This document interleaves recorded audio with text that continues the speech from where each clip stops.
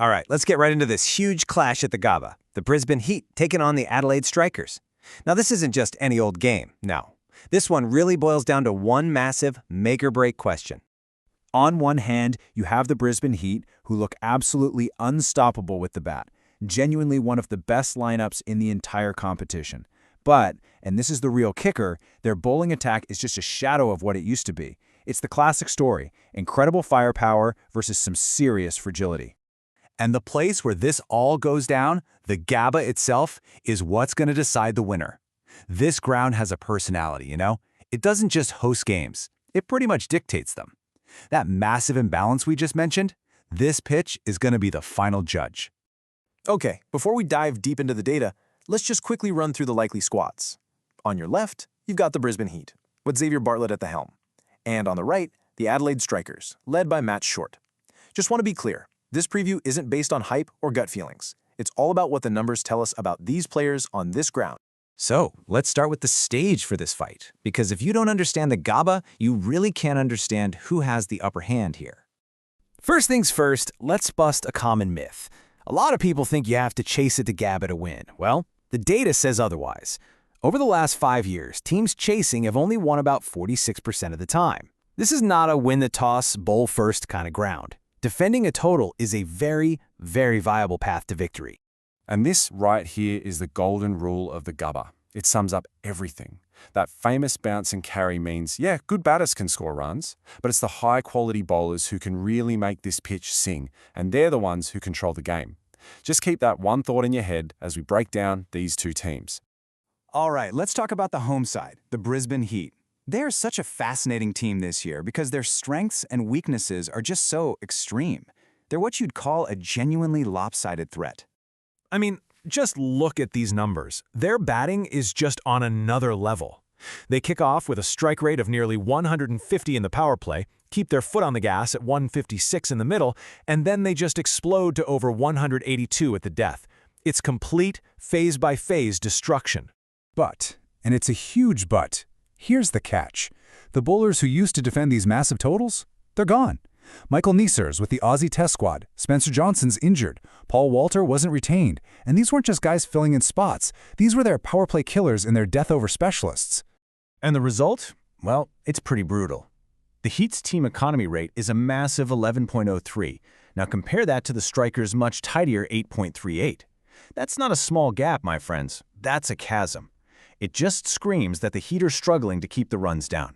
So now let's flip over to the visitors. The Adelaide Strikers might not have those same eye-popping batting stats as the Heat, but you know what they do have? Balance. And as we've already established, balance is king at the Gabba. You look at their bowling attack, and it just feels like it was built for this exact surface. You've got Henry Thornton, who can bang it in and get that bounce. Jamie Overton brings the heat and seam movement. Luke Wood gives you that tricky left-arm angle. And then you've got Lloyd Pope, a genuine wicket-taker. That's variety, that's wicket-taking potential, and that is a massive weapon here. And their batting plan, it's not flashy, it's just smart. It's functional. Matt Short holds things down in the power play, Chris Lynn brings all that Gabba know-how, and Liam Scott is a seriously underrated finisher who's in great form. They get it. They don't need to score 220. They know their bowlers are good enough to defend a solid total, something like 160 or 170. So how does this all play out when they go head-to-head? The game's going to be won and lost in these key individual battles. Let's look at what the matchup data tells us. Now this is where things get really interesting for the Strikers, especially in those middle overs. Check out Lloyd Pope against the Heat's left-handers, particularly Matthew Renshaw. He's got him out twice in just 31 balls. That's a huge psychological edge. This one matchup could absolutely change the game. And then, of course, you've got the return of Lynn's sanity to his old home ground. The data here is wild. He destroys Xavier Bartlett, striking at 300 against him. But, and look at the flip side, Shaheen Afridi has completely had his number, getting him out once in just 4 balls. Talk about high risk, high reward. And finally, we have the captain's clash right at the top of the order. Matt Short has shown he can more than handle the Heat's opening bowlers. He scores at over 183 against Shaheen. This contest right here is going to set the entire tone for the Strikers' innings. Okay, let's put it all together. We've looked at the venue, we've looked at how the teams are built, and we've looked at the key matchups. So what's the bottom line? This slide really tells the whole story. Batting depth, Advantage, Brisbane Heat, no question. But look at every other key area. Bowling quality, who controls the power play and middle overs, and critically, the ability to defend a total. The advantage flips, and it flips decisively to the Adelaide Strikers. And really, that's the ultimate takeaway. Yes, the Heat's batting form is absolutely incredible, but this game isn't being played on paper. It's at the Gabba, a ground that time and time again rewards the team with the more balanced, more potent bowling attack. So, our final verdict, based on all the data, is this.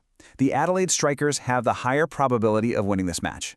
But they have to stick to the script. They need to take early wickets, use their spinners to apply pressure in the middle, and ideally they need to avoid chasing a huge total. If they can do that, they're in the driver's seat. Hey, if you enjoyed this Data First breakdown, do us a favor and hit that like button, share it, and of course, subscribe to Cricket Data Viz for more previews just like this one. Now I want to hear from you. Drop a comment below and let me know what you think wins this one. The Heat's explosive batting or the Strikers' balanced bowling. Let's talk about it.